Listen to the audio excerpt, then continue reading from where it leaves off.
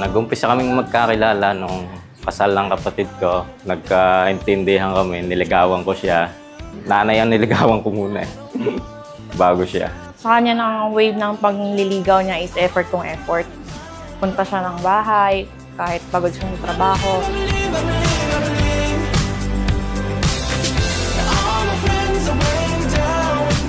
Okay, congratulations sa newlywed. Sana magsama kayo ng matagal.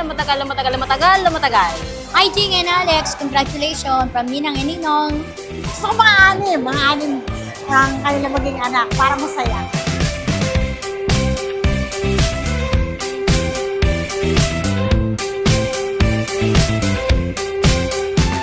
Alex at Sarah Jane, sana ganun din ang pag-angkin ninyo sa biyayang ito.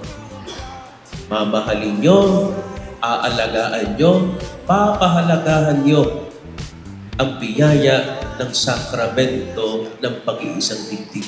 Dahil una pa lang talaga, nung unang pagkakilala na, unang pagpunta niya sa bahay namin, ang tanong na agad ng mama eh, kailan na ako papakasalan?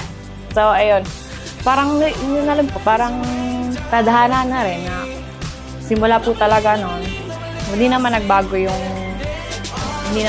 yung turingan namin, pagsasama namin.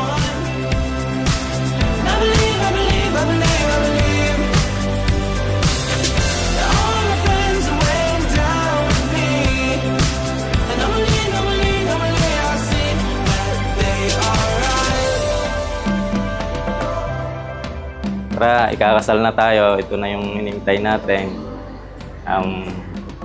I love you.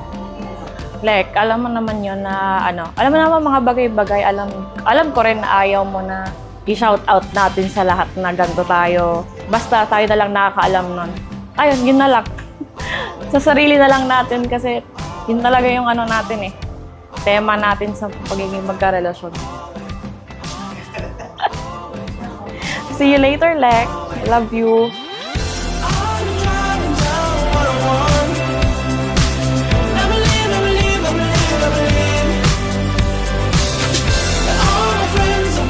Stay in love always. Kaya Alex at Sarah Jane, sana lagi niyong mabigyang halaga ang napakagandang biyayang ito. At ito'y wala sa kamay ng inyong mga magulang. Wala sa mga kamay ng inyong mga ninong at ninang. Nasa iyo ito na naman.